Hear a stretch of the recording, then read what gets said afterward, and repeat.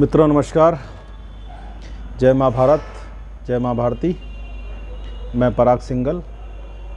मैं एक संस्था संचालन कर रहा हूँ, प्राचीन भारत, जिसके अंदर मैं व्हाट्सएप ग्रुप ऐतिहासिक पौराणिक चर्चा और दूसरा यूट्यूब चैनल है एंशिएंट ट्रुथ। एंशिएंट मतलब प्राचीन, सच्चाई क्या है, इस पे मैं आपके सामने अपने विचार प्रस्तुत करने का प्रयास करता हूँ। मैं बहुत बड़ा मनीषी नहीं हूँ, चिंतन करता हूँ, विभिन्न विषयों पे करता हूँ, धर्म पे, इतिहास पे, समाज के विषयों पे चिंतन करता हूँ, और जो मुझे समझ निष्कर्ष निकलता है, समझ में आता है, उसको आपके सामने प्रस्तुत करने का प्रयास करता हूँ। मेरी पहली वीडियो थी महिलाओं को बराबरी का दर्जा क्यों, उसको आपने देखा होगा तो मेरी भावनाओं को समझा होगा कि बराबरी दर्जा क्यों मिलेगा। आज मेरा विषय है धर्म और मत। हमारे देश में पिछले 5-6 साल से, 7 साल से या 10 साल से कह लो, धर्म के ऊपर बड़ी भारी चर्चा होने लगी है। और चर्चा ऋषि मुनि नहीं कर रहे हैं, संत नहीं कर रहे हैं, मुनि नहीं कर रहे हैं, राजनीतिक लोग करने लगे हैं। राजनीतिक जो मठाधीश बन गए हैं वो धर्म पे बड़ा ज्ञान बिखेरने लगे हैं,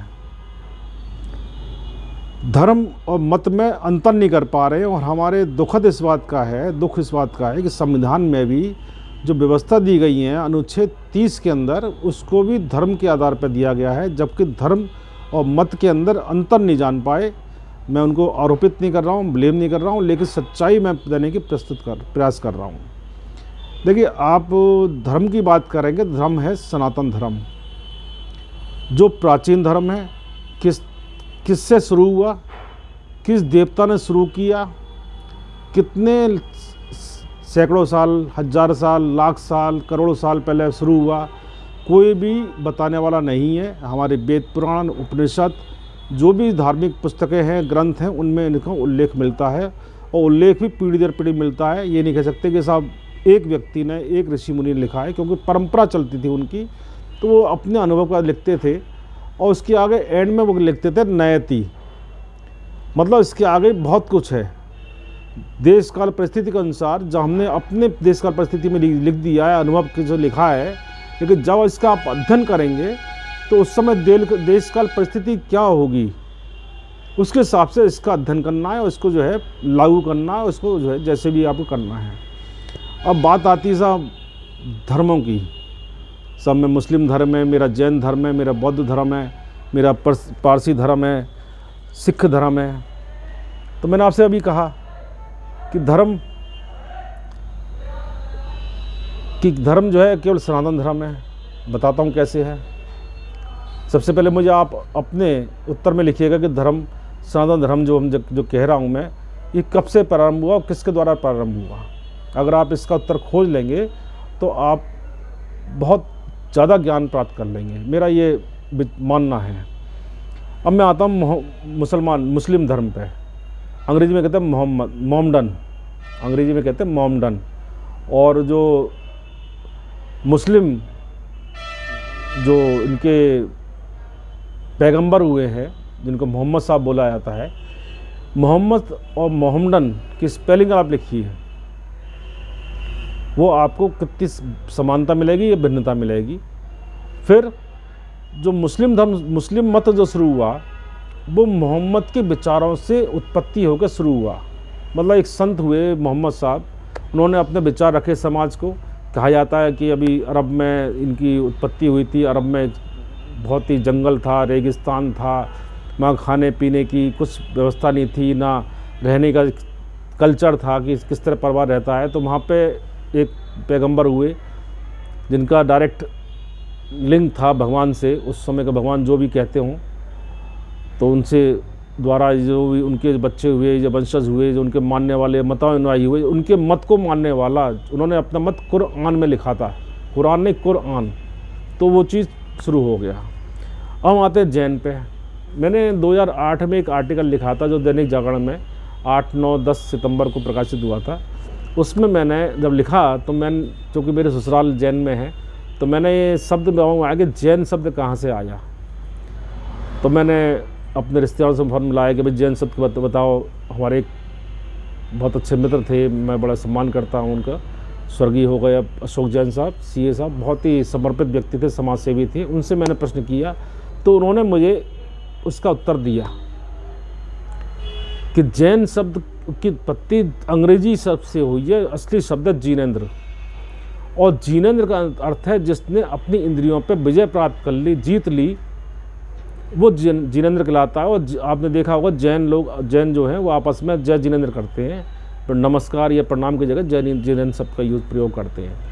तो जिनेंद्र शब्द से जैन बन गया।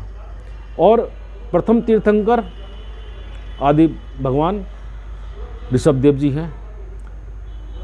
तो ऋषभ देव जी के मानने वाले जो वेदों में जिनका उल्लेख किया गया है, वो अपनी भागवत गीता में भी एक अध्याय में ऋषभ देव जी के 3 जन्मों का उल्लेख आया है।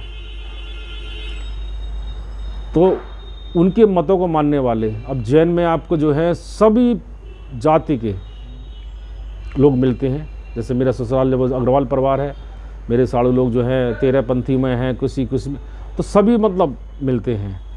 अब आए सिख जो है, सिख का धर्म मतलब क्या है? सिख सच्चा, शुद्ध। तो ये कैसे शुरू हुआ? गुरु नानक देव जी ने सिख धर्म शुरू किया था। 10 गुरुदेव हुए हैं। 10वें गुरुदेव थे गुरु गोविंद सिंह जी, जिनके बेटों की बलि चढ़ गई थी, और मुगलों ने इस्लाम धर्म ना ग्रहण करने पर उनको दीवार में जिंदा चुनवा दिया था। उनसे पहले 9वें गुरु थे गुरु तेग बहादुर साहब, जिनका औरंगजेब ने शीश काट दिया था कि उन्होंने इस्लाम धर्म ग्रहण नहीं किया था। जिसके इनकी स्मृति में, उनकी याद में, या उनके सम्मान में, या उनके आस्था में गुरुद्वारा से शीशगंज साहब है दिल्ली के अंदर। तो उस समय भी गुरु गोविंद सिंह ने आह्वान किया था कि मुझे प्रत्येक परिवार का पहला बच्चा चाहिए जो सिख बन करके वो हिंदू धर्म की रक्षा करे। तो इसका वही हुआ मतलब कि गुरु गोविंद सिंह के मत को मानने वाला। मैं एक बता दूं आपको, प्रकरण बताऊं, 87-88 की बात है। मेरा एक पत्र पढ़ता था, फरीदकोट का था, राजेश धवन। उसके बड़े भाई की शादी आगरा में हुई तो वो वहाँ से उसके मित्र लोग आए, तो सरदार आए थे एक, और सरदार जी का जो उपनाम था, गोत्र था, सिंघल था। तो मैं शकल देख रहा, मैंने भाई सिंघल तो मैं भी हूँ, सिंघल ये भी है, ये सरदार है, मैं मौना हूँ। तो मैंने पूछ बैठा भाई तुम सिंघल कैसे हो गए? बोले भाई साहब आपको ध्यान है कि गुरु गोविंद सिंह ने पहला परिवार का पहला बच्चा मांगा था, तो मेरे जो बाबा थे, परबाबा जो भी थे, वो गुरु गोविंद सिंह जी के द्वारा जो 5 उनकी जो निशानियाँ उन्होंने ग्रहण कर ली, वो हम सरदार हो गए। लेकिन हम सिख हैं और हम हैं तो हिंदू लोग। अब आप बौद्ध का लगा लो साहब, बौद्ध कहते हैं हम अलग हैं, हम सब, हमारा धर्म अलग है, हमारा सब कुछ अलग है।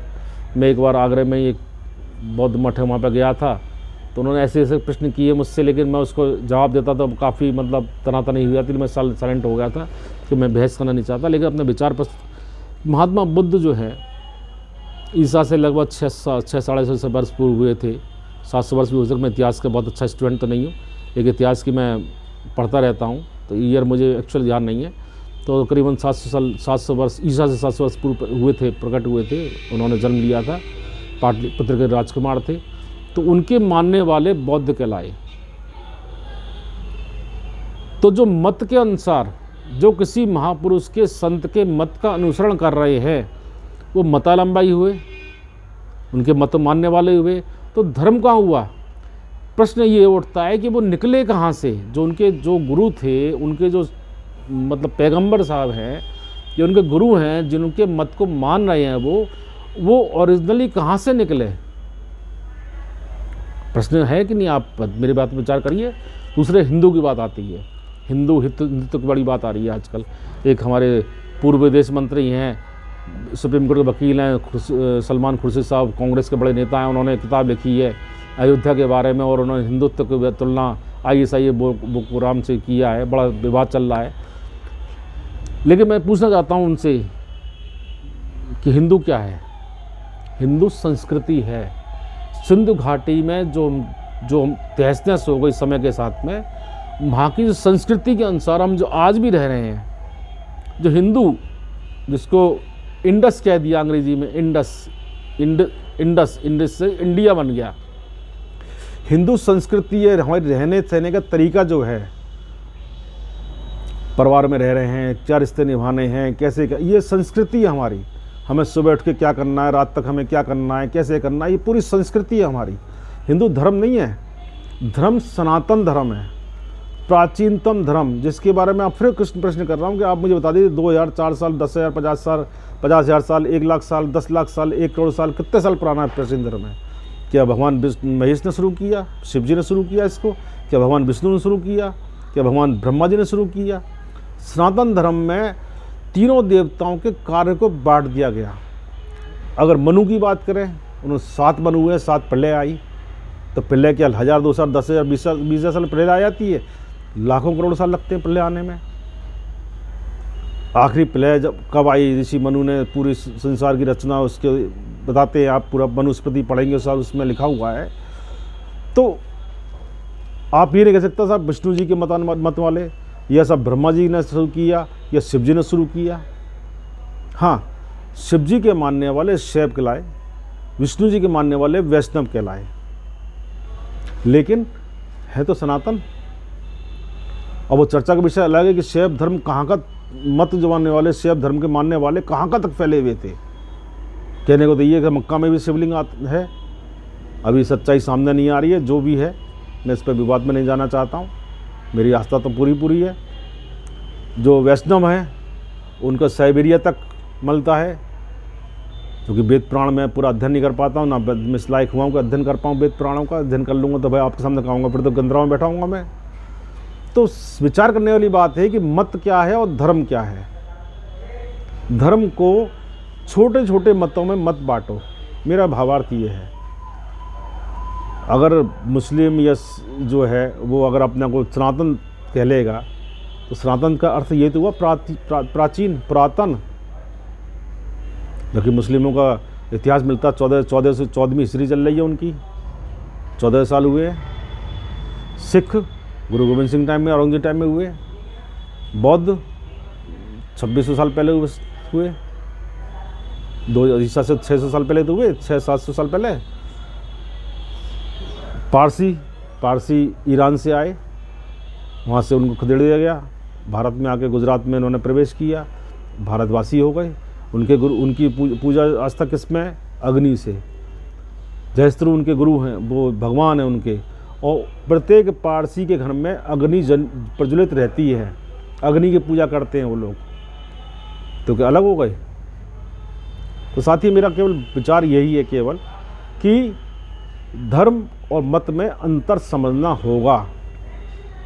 विद्वान हम सब हैं, विद्वानता हमें दिखानी चाहिए, लेकिन तर्क को कुतर्क में ना बदलें, सुतर्क में बदलेंगे तो आपकी बुद्धि का विकास होगा और आप में जानकारी बढ़ेगी। यही मेरा विचार है। और मेरे को किसी की आस्था से चोट पहुँचाने का बिल्कुल भी मेरा उद्देश्य नहीं है। अपने विचार रखें, आप भी विचार रखिए। भारत में बहुत सारे ज्ञानी हैं, उनमें से मैं भी एक पैदा हो गया हूँ, तो विचार रख रहा हूँ अपने। इसके साथ ही मैं नमन करता हूँ आप लोगों को और अनुरोध करूँगा, मेरी वीडियो एंसेंट ट्रुथ के नाम से आ रही है। अगर आप मेरे विचार पसंद करते हैं तो आप बिल्कुल शेयर करिए, सब्सक्राइब करिए, जिससे मैं आपको बात रख सकूँ। जय हिंद, जय भारती।